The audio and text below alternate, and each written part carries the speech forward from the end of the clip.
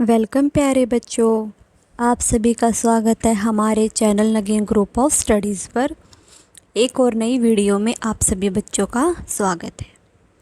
आज इस वीडियो में बच्चों हम कक्षा नंबर 7 का पाठ नंबर 14 पढ़ने वाले हैं, चैप्टर नंबर 14, जिसका नाम है संघर्ष के कारण। यहाँ पर कारण नहीं बच्चों, कारण है ये।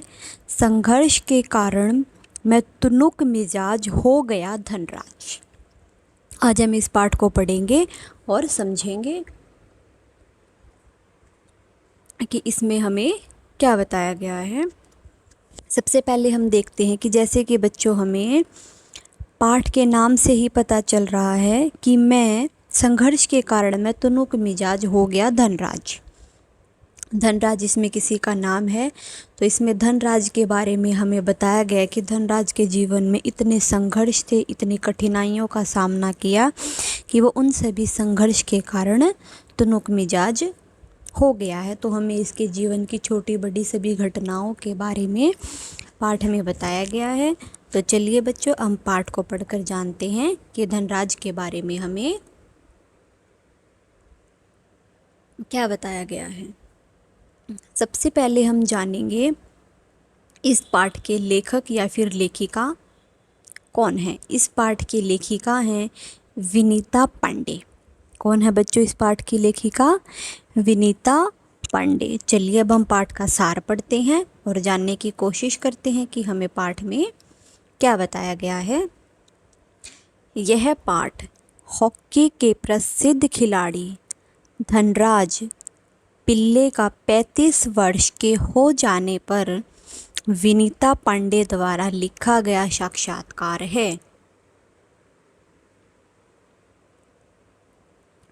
इस पाठ ने धनराज पिल्ले के बचपन से लेकर अब तक की प्रमुख घटनाओं का वर्णन है। देखो बच्चों, यह पाठ जो धनराज पिल्ले है वो कौन थे? हॉकी के एक प्रसिद्ध खिलाड़ी हैं।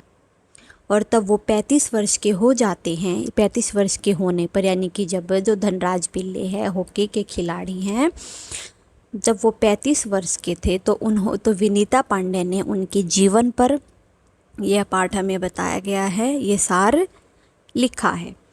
इस पाठ में धनराज पिल्ले के बचपन से लेकर और अब तक की सारी घटनाओं का वर्णन किया गया। यानी कि उनके बचपन से लेकर तब तक वो 35 वर्ष के थे, तो उनकी सारी घटनाओं के बारे में बताया गया है।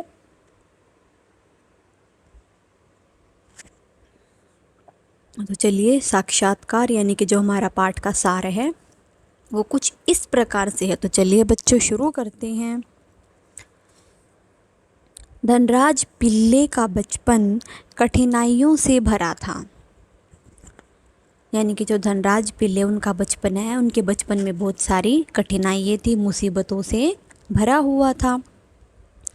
उनके परिवार की आर्थिक स्थिति अच्छी नहीं थी। यानी कि उनके परिवार की जो बहुत गरीब की दशा थी, उनकी जो आर्थिक स्थिति है वो बिल्कुल भी अच्छी नहीं थी। धनराज के दोनों बड़े भाई भी हॉकी खेलते थे। यानी कि धनराज के उनसे 2 बड़े भाई और थे और वो भी हॉकी खेलते थे। धनराज भी हॉकी खेलना चाहते थे, परंतु उनके पास हॉकी स्टिक खरीदने के पैसे नहीं थे। यानी कि जो उनके धनराज के जो 2 बड़े भाई हैं वो भी हॉकी खेलते थे और धनराज भी हॉकी खेलना तो चाहते थे, लेकिन उनकी जो आर्थिक स्थिति है, जो उनके घर की स्थिति है वो इतनी ख़राब थी, वो इतना गरीब थे कि वो एक स्टिक भी खरीद नहीं सकते थे। उनके पास एक स्टिक खरीदने के पैसे भी नहीं थे। अपने मित्रों से हॉकी स्टिक उधार मांगकर वो खेलते थे और अपने दोस्तों से वो हॉकी की स्टिक को मांगकर तब खेलते थे। जब उनके बड़े भाई को भारतीय कैंप में चुन लिया गया, तब उन्होंने अपनी पुरानी स्टिक धनराज को दे दी और यही धनराज की अपनी पहली स्टिक थी। यानी कि जब उनके जो बड़े भाई हैं उनको भारतीय कैंप में हॉकी के प्लेयर के रूप में चुना गया, तब उनके भाई ने उनको अपनी जो पुरानी स्टिक थी वो धनराज को दे दी और यही धनराज की अपनी पहली स्टिक थी। ठीक है बच्चों, आगे चलते हैं। धनराज को 1985 में मणिपुर में खेले जाने वाली जूनियर राष्ट्रीय हॉकी खेलने का अवसर मिला। यानी कि धनराज को 1985 में जब मणिपुर में जूनियर राष्ट्रीय हॉकी खिलाड़ियों का मैच हो रहा था तो उसमें खेलने का मौका मिला। बाद में सन 1888 में उन्हें सीनियर टीम में चुन लिया गया। यहाँ पर 1888 नहीं बच्चों, 1988 ही आएगा। बाद में सन 1988 में उन्हें सीनियर टीम में चुन लिया गया। यानी कि सीनियर जो बड़ों की टीम होती है, सीनियर टीम होती है, उसमें चुन लिया गया। इसके कारण वे मुंबई पहुंच गए। और वो कहाँ पहुंच गए? मुंबई चले गए। इसी दौरान उनके भाई रमेश ने मुंबई लीग में बेहतरीन खेल खेलकर धूम मचा रखी थी। और उसी दौरान जो उनके भाई थे, जो रमेश उनसे बड़े थे, उन्होंने मुंबई की टीम में, मुंबई लीग में इतना अच्छा खेलते थे कि उन्होंने वहाँ पर अपना नाम रोशन कर रखा था, धूम मचा रखी थी। 1988 में नेशनल कैंप के 57 खिलाड़ी में उनका नाम न होने से वे मायूस हो गए थे। यानी कि जब 1988 में नेशनल कैंप में जो खेल खेले गए थे तो उसमें कितने खिलाड़ी थे? 57 खिलाड़ी थे। और उन 57 में उनका नाम नहीं आया था तो वो मायूस हो गए, उदास हो गए थे। परंतु एक वर्ष बाद, यानी कि 1 साल के बाद ही उन्होंने ऑलविन एशियन कप के लिए चुन लिया गया। ऑलविन एशियन जो कप था उसके लिए चुन लिया गया। और उसके बाद से ये आगे ही बढ़ते गए। और यानी कि ये इन्होंने अपनी तरक्की शुरू कर दी और ये आगे बढ़ते ही चले गए। धनराज पढ़ाई में कमज़ोर थे। यानी कि उनकी पढ़ाई लिखाई अच्छी नहीं थी, पढ़ाई में वो कमज़ोर थे। वे 10वीं तक ही पढ़ पाए थे। यानी कहाँ तक पढ़े थे वो? 10वीं क्लास तक ही पढ़े थे। धनराज का यह मानना था, यानी कि धनराज यह मानते थे कि यदि वे हॉकी न खेलते तो उन्हें चपरासी की नौकरी भी न मिलती। यानी कि अगर वो हॉकी का मैच नहीं खेलते, खिलाड़ी नहीं बनते, तो वो इतने कम पढ़े लिखे थे कि उन्हें चपरासी की नौकरी भी न मिलती। आगे चलते हैं बच्चों। विनीता ने जब उनके तुनक मिजाज होने का कारण पूछा तो उन्होंने इसका कारण बचपन से जुड़ा बताया। यानी कि जब विनीता, यानी कि जो लेखिका है, उन्होंने उनसे तुनक मिजाज होने का कारण पूछा कि तुम्हारा मिजाज ऐसा क्यों है, तो उन्होंने उसका कारण बचपन से ही जुड़ा हुआ बताया। उनकी माँ को उनके पालन पोषण के लिए बहुत मेहनत करनी पड़ती थी। यानी कि अपने बच्चों को पालने के लिए उनकी माँ को बहुत मेहनत करनी पड़ती थी। वे अपना गुस्सा रोक नहीं पाते थे, उस पर अन्य लोग भी उन्हें उकसाते रहते थे। उन्हें अपनी ज़िंदगी में छोटी छोटी चीज़ों के लिए भी बहुत ज़्यादा संघर्ष करना पड़ा, बहुत ज़्यादा मेहनत करनी पड़ी। इस कारण उनका स्वभाव है जो वो ऐसा बन गया है। धनराज भावुक भी हैं, उनसे किसी का कष्ट देखा नहीं जाता। यानी कि धनराज का जब वो इमोशनल भी है, भावुक भी हैं, वो किसी का दुख नहीं देख सकते, वो किसी भी इंसान को दुखी नहीं देख सकते। अपनी गलती पर वे माफ़ी मांगने पर भी संकोच नहीं करते। यानी कि जब उनकी गलती होती है तो वे माफ़ी मांगने पर भी हिचकिचाते नहीं हैं, शर्माते नहीं हैं। आगे चलते हैं बच्चों। धनराज ने यह भी बताया कि कृत्रिम घास को देखकर वे विज्ञान की तरक्की पर आश्चर्यचकित थे। यानी कि धनराज ने यह भी बताया है कि कृत्रिम घास को देखकर वे विज्ञान की तरक्की पर बहुत आश्चर्यचकित थे। उसने सबसे पहली कार सेकंड हैंड अरमाडा थी। यानी कि जो उन्होंने पहली कार खरीदी थी वो कौन सी थी? सेकंड हैंड ली थी, अरमाडा। बाद में उन्होंने 2000 में फोर्ड आइकॉन खरीदी। कौन सी खरीदी? Ford icon. स्वर्ण प्रथम पुणे में भाऊ रोड पर 1994 में 2 बेडरूम का फ्लैट, यानी कि जब उन्होंने पुणे में भाऊ रोड पर 1994 में 2 बेडरूम का एक फ्लैट खरीदा और 1999 में महाराष्ट्र सरकार ने उन्हें पवई में एक फ्लैट दे दिया। यानी कि जब 1999 में महाराष्ट्र सरकार ने उन्हें एक फ्लैट दे दिया और राष्ट्रपति से उनकी मुलाकात से उन्हें खास होने का एहसास, और जब उनकी मुलाकात राष्ट्रपति से हुई तो उन्होंने अपने आप में खास होने का एहसास हुआ। ठीक है बच्चों, एक बार हम फिर से पढ़ेंगे ताकि हमें अच्छे से समझ में आ जाए। इस कहानी का सार कुछ इस प्रकार है कि धनराज पिल्ले का जो बचपन है वो कठिनाइयों से भरा हुआ है। उनके परिवार की आर्थिक स्थिति है वो बिल्कुल भी ठीक नहीं थी। धनराज से उनके 2 बड़े भाई थे, वो भी हॉकी का मैच खेलते थे। धनराज भी हॉकी खेलना चाहते थे, लेकिन उनके पास इतने पैसे नहीं थे कि वो हॉकी की स्टिक खरीद सके, और वो अपने मित्रों से हॉकी की स्टिक उधार मांगकर खेलते थे। जब उनके बड़े भाई को भारतीय कैंप में चुना गया था तो उनके बड़े भाई ने अपनी पुरानी स्टिक धनराज को दे दी और वही उनकी पहली स्टिक थी। आगे हैं, धनराज को 1985 में मणिपुर में खेले जाने वाले जूनियर राष्ट्रीय हॉकी खेलने का अवसर दिया गया और बाद में 1988 में सीनियर टीम में भी चुना गया। इसके कारण वे मुंबई पहुंच गए और इसी दौरान उनके जो रमेश भाई थे उनसे बड़े, उन्होंने भी वहाँ इतना अच्छा खेलकर अपना नाम रोशन कर रखा था। और 1988 में नेशनल कैंप के जब 57 खिलाड़ियों में उनका नाम नहीं आया तो वो उदास हो गए और तभी उसके 1 साल बाद ही उन्हें ऑलविन एशियन कप के लिए चुना गया और उसके बाद वो आगे ही बढ़ते चले गए। धनराज पढ़ाई में कमज़ोर थे और उन्होंने पढ़ाई सिर्फ 10वीं तक ही की थी और वो यह मानते थे कि अगर मैं हॉकी मैच नहीं खेलता, खिलाड़ी नहीं बनता तो मुझे चपरासी की नौकरी तक भी नहीं मिलती।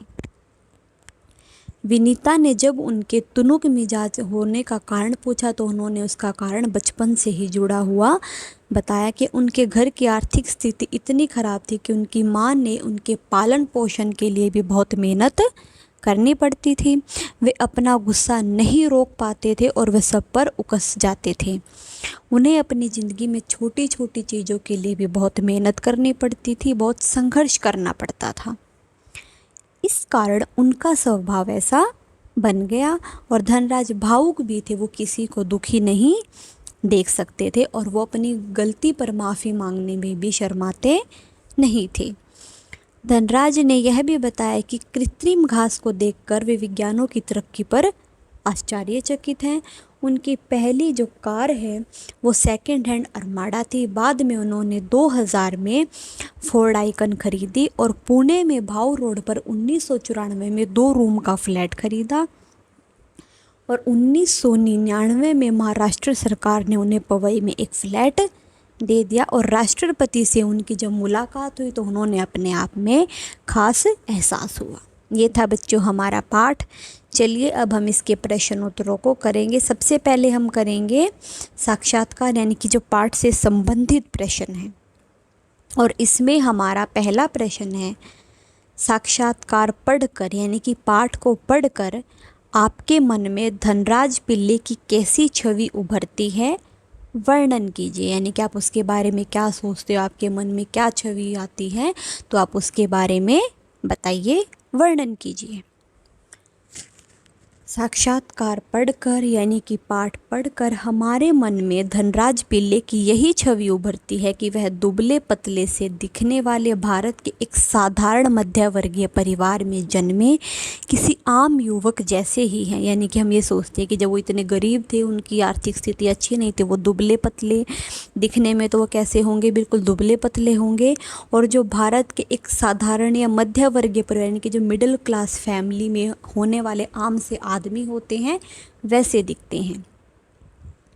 उन्हें ज़मीन से उठकर आसमान तक पहुंचने का सफ़र तय किया है। उन्होंने अपनी ज़िंदगी में जो भी कामयाबी हासिल किया वो अपने आपसे ही की है, यानी कि ज़मीन से उठकर आसमान तक छूने का जो उन्होंने सफ़र है वो तय किया है, यानी कि हर मुसीबतों का, हर कठिनाइयों का सामना किया है। एक अभावग्रस्त बचपन उन्होंने जीने वाला एक यह व्यक्ति आज हॉकी का नामी खिलाड़ी, यानी कि जो एक आम सा बचपन जीने वाला जो व्यक्ति है आज वो हॉकी का इतना बड़ा खिलाड़ी बन गया है। फिर भी वह अपनी जड़ों को नहीं भूला, यानी कि वो अपनी बचपन की बातों को नहीं भूला है। वो आम इंसान की तरह आज भी साधारण जीवन ही जीते हैं। वह मेहनती भी हैं, जो झाड़ू भी हैं, यानी कि मेहनत करने वाले हैं। परिवार और दोस्तों का उनके जीवन में बहुत ही महत्वपूर्ण स्थान है, यानी कि वो अपने परिवार को और दोस्तों के साथ बहुत ही खुश रहते हैं। हॉकी से उन्हें बहुत गहरा लगाव है। वह जानते हैं कि हॉकी से ही उन्हें यह सम्मान और प्यार मिला। अगर वो हॉकी नहीं खेलते तो आज वो इस मुकाम पर, आज वो इतने कामयाब नहीं होते।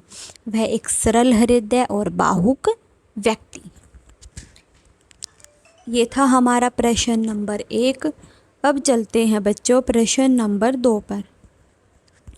धनराज पिल्ले ने जमीन से उठकर आसमान का सितारा बनने तक की यात्रा तय की है। लगभग 100 शब्दों में इस सफ़र का वर्णन कीजिए। देखो, धनराज पिल्ले यानी कि ज़मीन से उठकर आसमान का सितारा बनने तक यात्रा तय की। उन्होंने हर तरह की मुसीबतों का सामना किया है। वो गरीब भी हैं, अब वो अमीर भी हो गए हैं, वो मिडिल क्लास भी थे, यानी कि उन्होंने हर तरह के जीवन को जिया है, हर तरह की मुसीबतों का सामना किया है। तो आप उनकी इन सभी बातों का वर्णन कीजिए। तो चलिए बच्चों उत्तर पढ़ते हैं। धनराज पिल्ले का जो बचपन है वो मुश्किलों से भरा हुआ था, कठिनाइयों से भरा हुआ था। उन्हें अभाव और गरीबी को करीब से देखा और महसूस किया, यानी कि अभाव यानी कि किसी चीज़ की कमी का होना, और गरीबी को बहुत ही करीब से देखा भी है और उसे महसूस भी किया है। उनके पास अपने लिए हॉकी की स्टिक खरीदने तक के पैसे भी नहीं थे। शुरू में तो वो दोस्तों से उधार मांगकर मैच खेलते थे, और बाद में जब उनके बड़े भाई ने उन्हें अपनी पुरानी स्टिक दे दी थी, फिर उन्होंने उन्हीं से अपना काम चलाया। फिर वो अपनी उस पुरानी स्टिक से ही खेलते थे।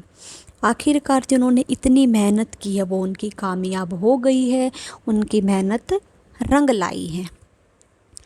मात्र 16 साल की उम्र में उन्हें मणिपुर में 1986 में, जब वो कितने साल के थे, 16 साल के थे, मणिपुर में 1986 में जूनियर राष्ट्रीय हॉकी खेलने का अवसर मिला, और 1986 में ही उन्होंने सीनियर टीम में स्थान ले लिया। पहले तो वो जूनियर टीम में खेले, फिर वो इतना अच्छा खेले कि फिर उन्होंने सीनियर टीम में उन्हें स्थान मिल गया।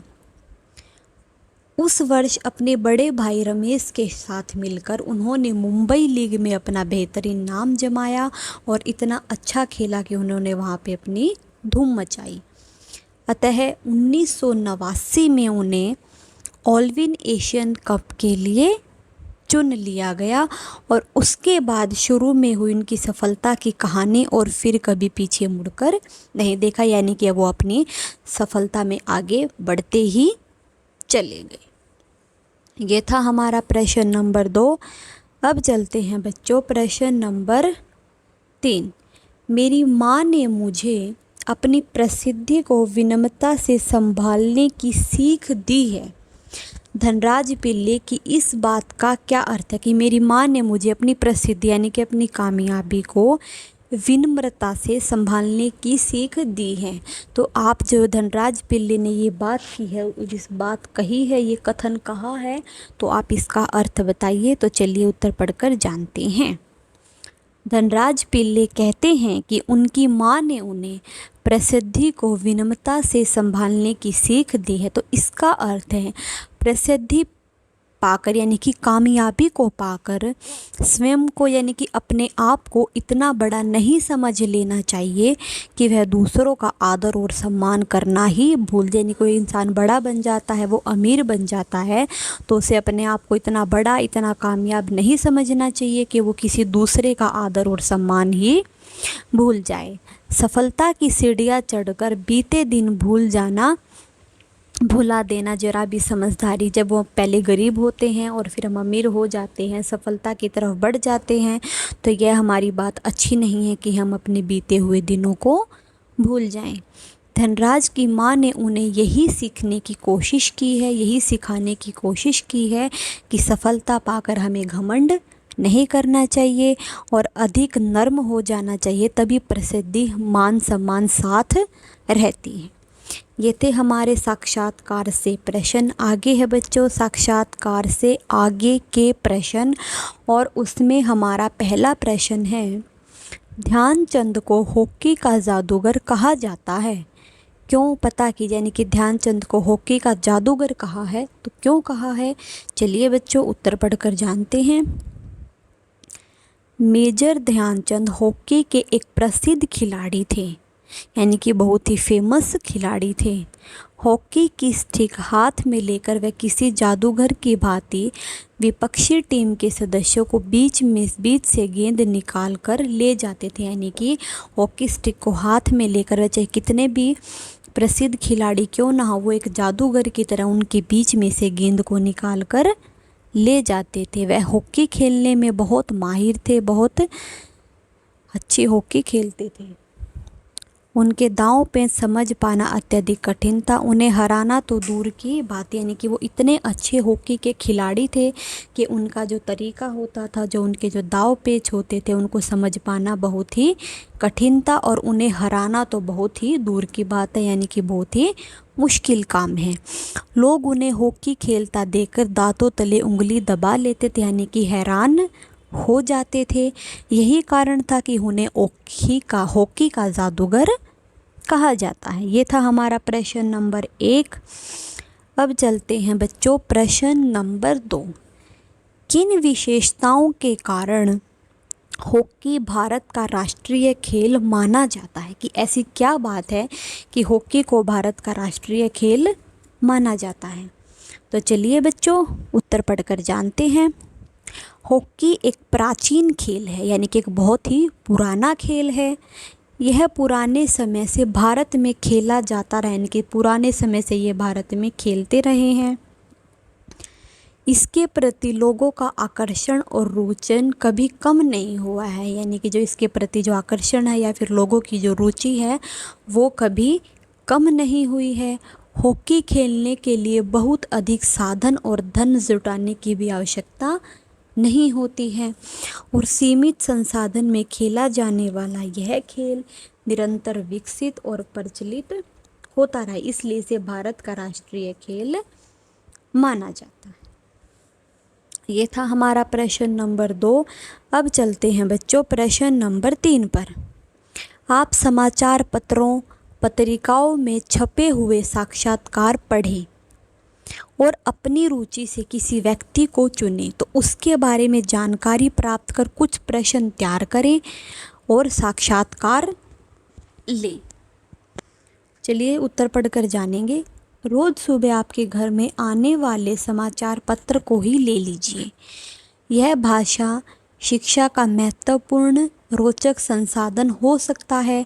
पाठ्य पुस्तक से हीटर समाचार पत्र से प्रकाशित की थी, कहानी से नहीं, बल्कि यह किसी भी एक विषय पर हम भाषा शिक्षण कर सकते हैं जो आपको सरल लगे। वह आप अपना लेखन कर सकते हैं और उदासीन कक्षा को रोचक बना सकते हैं।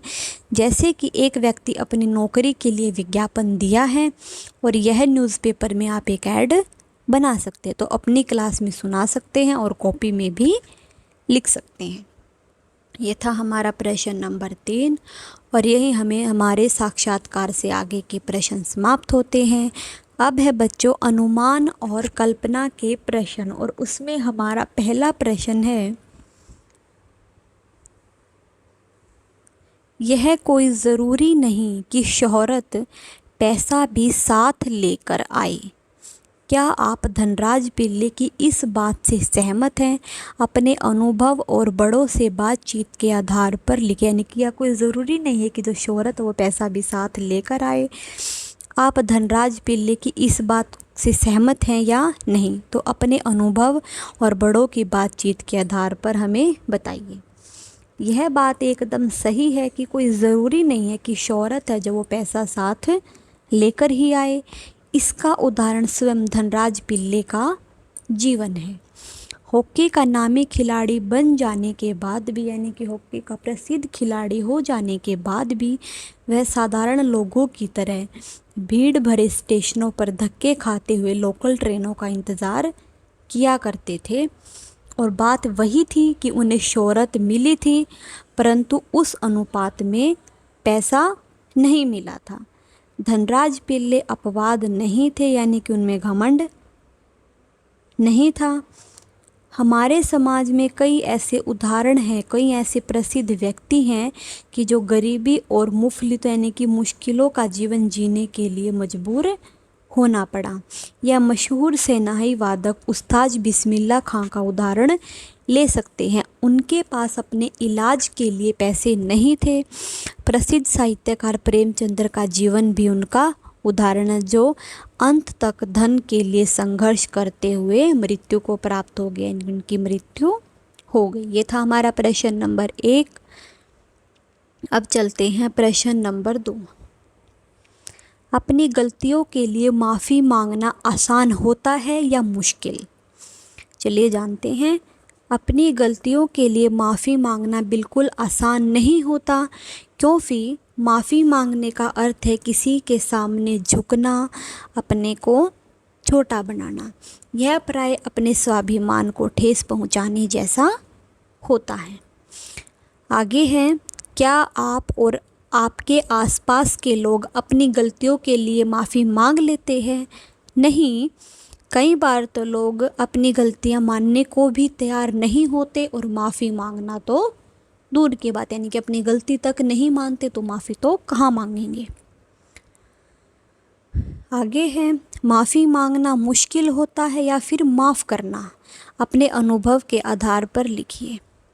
माफ़ी मांगना मुश्किल होता है या फिर माफ़ करना? कई बार अपराध की प्रकृति पर निर्भर करता है, यानी कि जो गलती होती है उस पर निर्भर करता है। देखा जाता है कि क्षम्य अपराधों के लिए लोग बड़ी जल्दी माफ़ी मांग लेते हैं, परंतु वैसे हालात में उन्हें माफ़ करना तो बहुत मुश्किल होता है।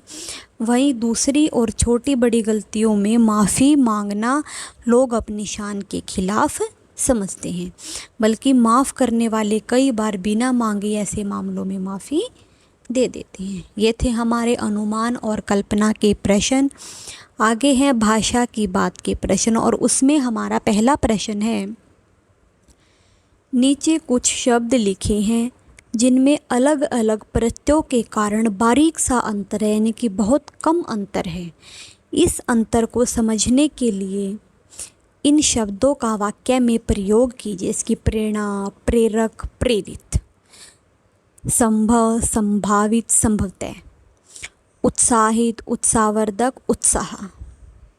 अब देखिए, प्रेरणा, प्रेरणा, प्रेरक और प्रेरित, इसमें थोड़ा सा ही अंतर है। देखो आगे तो सभी में प्रय है ना, लेकिन पीछे क्या जुड़ गया, अणा, क और त, तो थोड़ा सा ही इनमें अंतर है। तो पीछे एक एक शब्द जुड़ने के कारण तो जो इनका अर्थ है वो बदल जाता। प्रेरणा का अर्थ है महापुरुषों के जीवन से हमें प्रेरणा मिलती है। प्रेरक, महापुरुष सदैव आम जन के प्रेरक रहे हैं।